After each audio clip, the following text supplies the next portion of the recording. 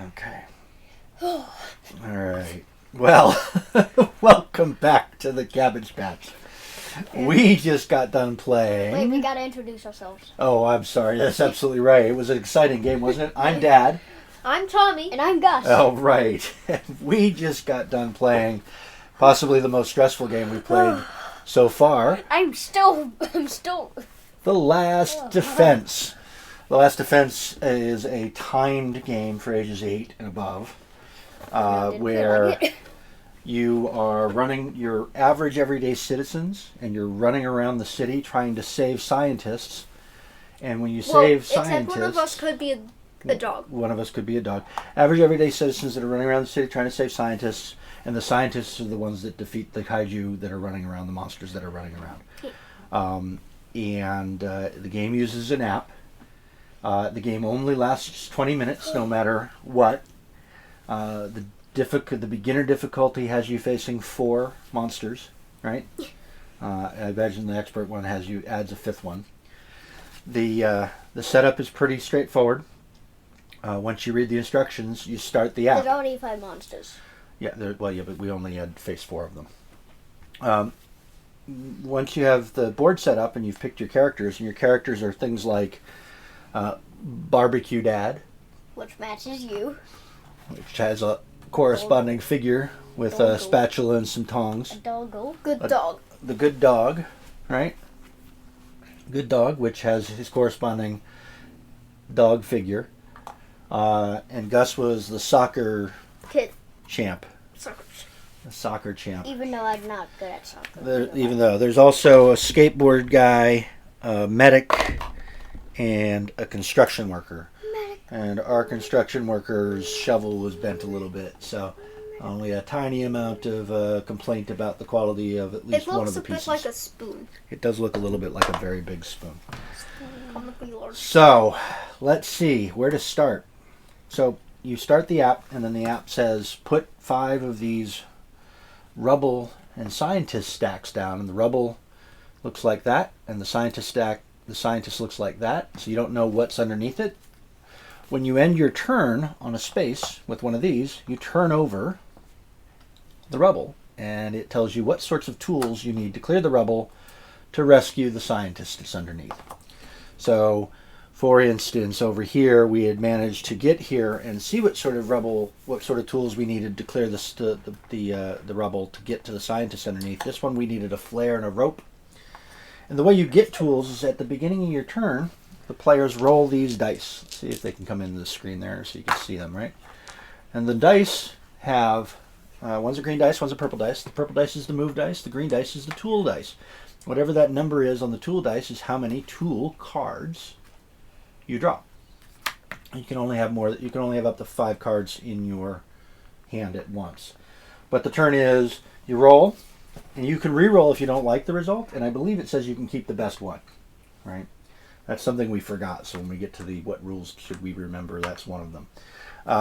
You draw tools, and then you wander around the board trying to rescue scientists.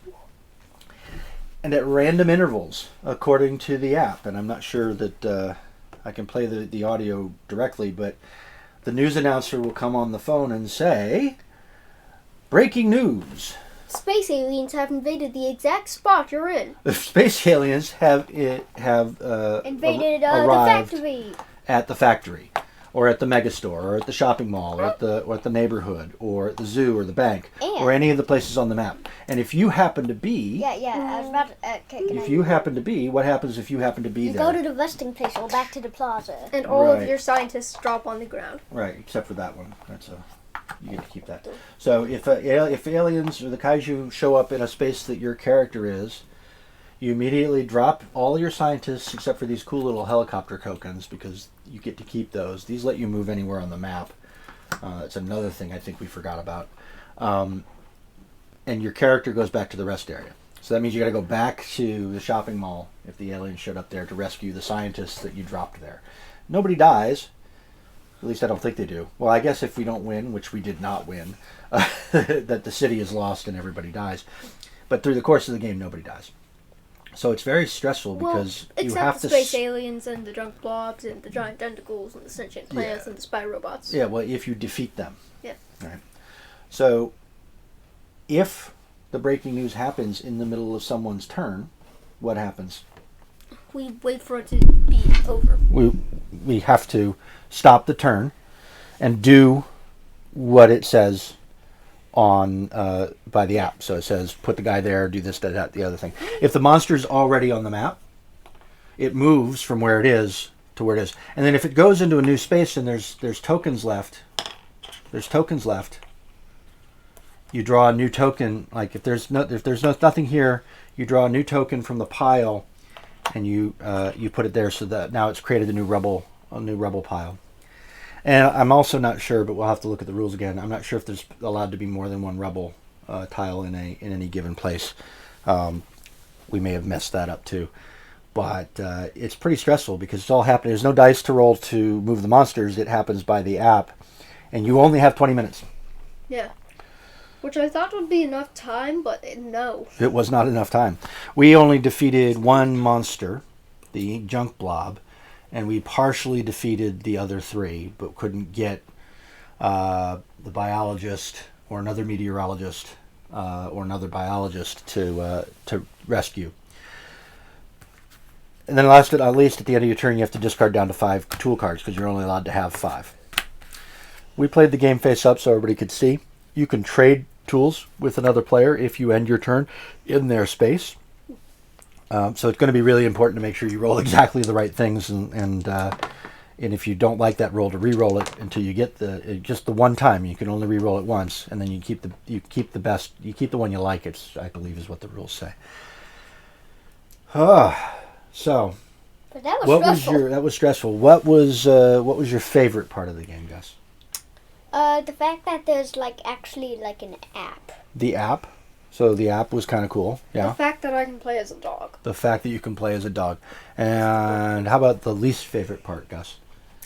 It's timed. It's timed. Yeah. You don't. Although that puts a little more kick in the game. I changed my mind about that. Yeah. It puts a little more kick in the game. My least favorite part of the game is that it's super hard to defeat the monsters.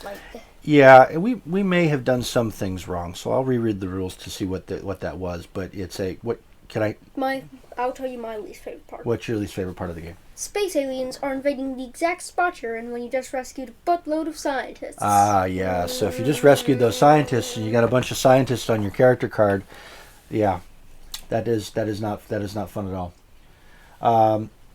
So I'm going to start with the rules that we need to remember because I kept forgetting you could re-roll your dice. I forgot completely that flares let you.